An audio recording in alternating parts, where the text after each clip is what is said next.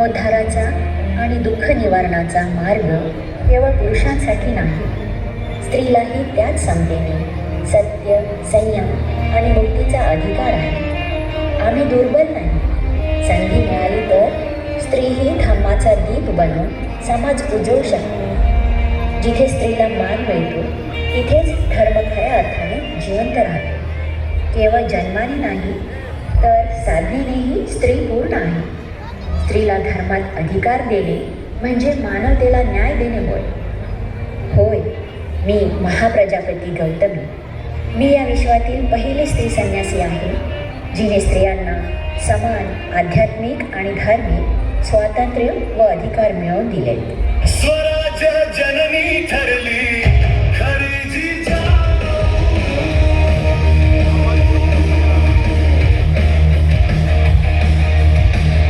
स्वराज्य जननी ठरली खरी जिजाऊ. स्वराज्य जननी ठरली खरी जिजाऊ.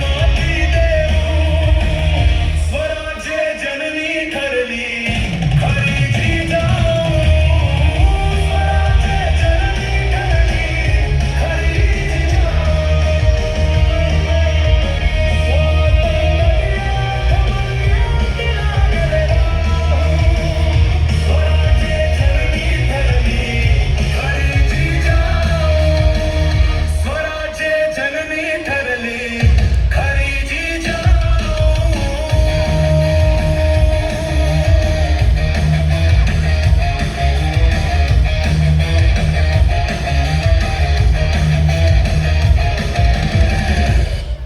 शिवबा, तलवार उचलताना हातात बळ तर हवेच, पण मनात धैर्य, शिस्त आणि धर्म नसेल तर ती तलवार निष्प्रभ ठरेल. लक्षात ठेवा शिवबा, परस्त्री म्हणजे आपली माता बहीण आहे. जो स्त्रीचा सन्मान राखतो तोच खरा राजा होऊ शकतो. पराक्रम तलवारीत नसतो शिवबा, तो चारित्र्यात असतो. तुम्हाला असं स्वराज्य निर्माण करायचं आहे जिथे न्याय, प्रजाहित, धार्मिक व जातीय समता, स्त्री सन्मान आणि बंधुता व सामाजिक सलोखा नांदेल.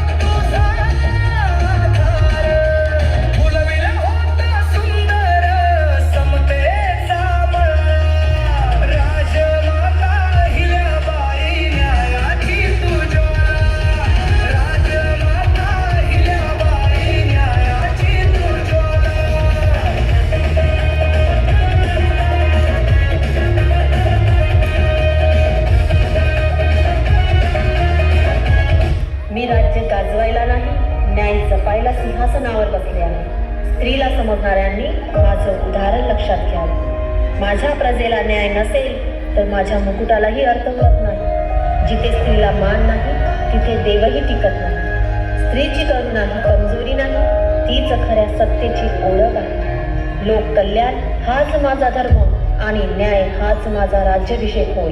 माझ्या राज्यात अन्यायाला जागा नाही.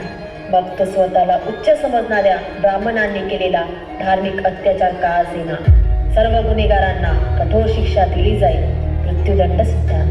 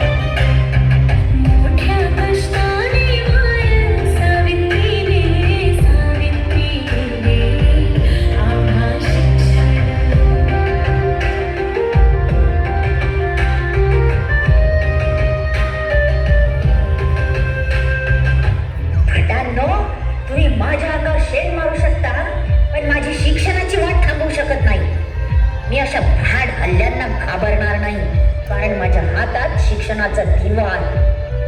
मला स्त्रियांना आत्मसन्मानाचा मार्ग द्यायचा आहे. तुमच्या धर्मात स्त्रियांना अतिशूद्राचे स्थान आहे म्हणून स्त्रीचा अपमान करणारा तुमचा धर्म व धर्मातील कर्मकांड मला अजिबात मान्य नाही.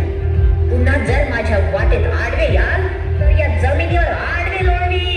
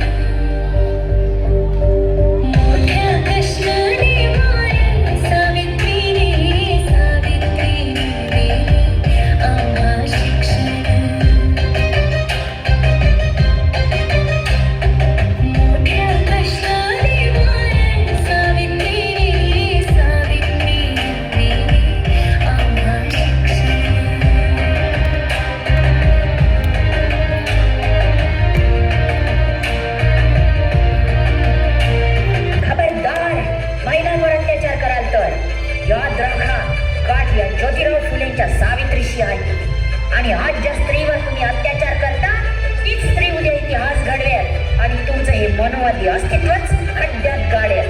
ध्यानात ठेवा, माझा शब्द न शब्द खरा ठरेल. समर्पणाचे प्रतीक तू, नाव कोरलय काळजावर. समर्पणाचे प्रतीक तू, नाव कोरलय काळजावर. बाबासाहेबांची सावली होती रमाई आंबेडकर. बाबासाहेबांची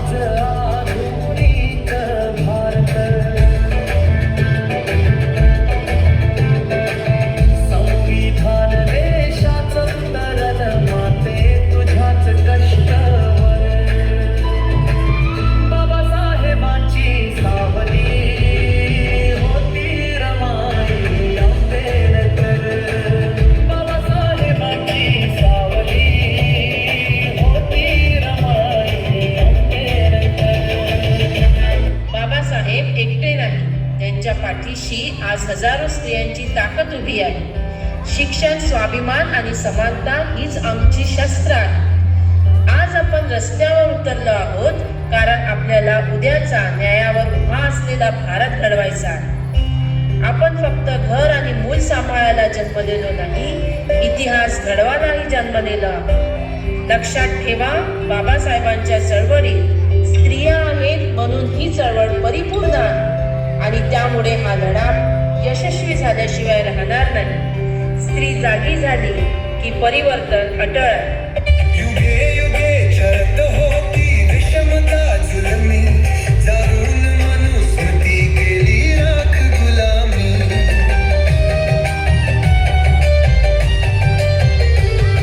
युगे युगे चरत होती विषमता जुलमी, जाणून मनुस्मृती केली राख गुलामी. समता स्वातंत्र्याच्या तूच होता दाता, अभिमान तुझ भारताचा खरा राष्ट्रपिता, भीमा तुझ भारताचा खरा राष्ट्रपिता. या देशाच्या इतिहासात स्त्रियांच्या समानतेच्या हक्कासाठी महाप्रजापती गौतमी सर्वप्रथम उभ्या राहिल्या. जिजाबाईंनी अन्याय अत्याचाराला तुडवण्यासाठी शिवराय घडविले. अहिल्याबाईंनी न्यायाचं राज्य दिलं. सावित्रीबाईंनी हातात शिक्षणाचं शस्त्र घेऊन अज्ञान अंधकाराच्या चिरड्या केल्या. फातिमाबाईंनीही तेवढ्याच ताकदीने सावित्रीबाईंची मदत केली आणि रमानं विषमतेचा काळोख नष्ट करण्यासाठी त्याग समर्पणाची मशाल पेटवली. पण मला एका प्रश्नाचे उत्तर द्या. या महान स्त्रियांच्या देशात स्त्रीला माणूस म्हणून जगण्याचा अधिकार होता का? धर्मग्रंथांनी स्त्रीला पूजलं पण स्वातंत्र्य दिलं नाही. स्त्रीला आई, देवी, मातृदेवता म्हटलं पण विचार करायचा, शिकायचा, निर्णय घेण्याचा, समानतेचा अधिकार मात्र हिरावून घेतला. म्हणूनच मी धर्माच्या चौकटीत स्त्रीला शोधत बसलो नाही. मी तिला भारतीय संविधानाच्या पानावर माणूस म्हणून उभं केलं. ज्या स्त्रीने जगाला जन्म दिला तिलाच जगण्यासाठी परवानगी घ्यावी लागते, ही फार मोठी लज्जास्पद शोकांतिका होती. ही शोकांतिका मी सहन केली नाही. त्यासाठी मी संविधानाला शस्त्र बनवून संविधानात स्त्रीला मानवतेने जगण्याचे सर्वच हक्क प्रदान केले. संविधान या देशातील तमाम स्त्रियांच्या गुलामीला कायमचे गाडण्यासाठी गुलामीवर टाकलेली अंतिम माती आहे. आज या देशातील स्त्री शिक्षित आहे, स्वावलंबी आहे, निर्णय घेणारी आहे. हे कोणत्याही धर्म किंवा धर्मग्रंथामुळे साध्य झाले नाही, तर ते केवळ संविधानामुळेच शक्य झाले आहे. पण मला एवढ्यावरच थांबायचं नव्हतं, कारण घरातच जर स्त्री गुलाम असेल तर संविधान अपुरं ठरतं. म्हणूनच मी संसदेत हिंदू कोड बिल आणलं. स्त्रीला वारसा हक्क देण्यासाठी, कुटुंबात समानता देण्यासाठी, घटस्फोटाचा अधिकार, पोटगीचा अधिकार, एक पत्नीत्वाचा अधिकार, पुनर्विवाहाचा अधिकार देण्यासाठी. कारण स्त्री ही परंपरेची कैदी नाही, ती हक्क आणि अधिकाराची समान नागरिक आहे. मी संसदेत हिंदू कोड बिल मांडलं तेव्हा मला प्रचंड विरोध झाला, माझा अपमान करण्यात आला. मला धर्मद्रोही एवढेच नाही तर देशद्रोहीही म्हटल्या गेलं. पण मी स्त्रियांच्या उन्नतीचा, समानतेच्या विचारांचा धर्म मात्र सोडला नाही. हिंदू कोड बिल संसदेत पास होऊ दिले नाही, म्हणून मी शेवटी माझ्या केंद्रीय कायदेमंत्री पदाचा राजीनामा दिला. कारण हे बिल म्हणजे धर्मावर हल्ला नव्हता, तर तो स्त्रियांवरील अन्यायावर केलेला प्रतिहल्ला होता. आज मला जर कोणी विचारलं की बाबासाहेब तुमचा सर्वात कठीण लढा कोणता, तर मी सांगेन या देशातील स्त्रियांच्या स्वाभिमानासाठी, समतेसाठी मी तयार केलेलं हिंदू कोड बिल आणि त्यासाठी दिलेला लढा होता. कारण हा लढा समाजाच्या नीच मानसिकतेविरुद्धचा लढा होता.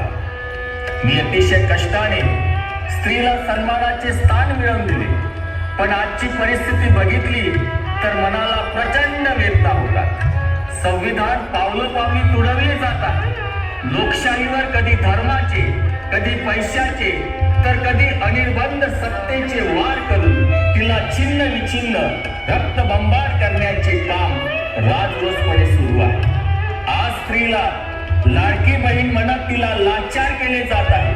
तिच्या हातावर काही पैसे ठेवून तिचे तोंड बंद केले जात आहे आणि ही पुन्हा नव्या स्वरूपात आलेल्या गुलामीची नांदी आहे. लक्षात ठेवा, योजना बदलतात, सरकार बदलतात, पण संविधान शाबूत असेल तोपर्यंत स्त्री खऱ्या अर्थाने स्वतंत्र राहील.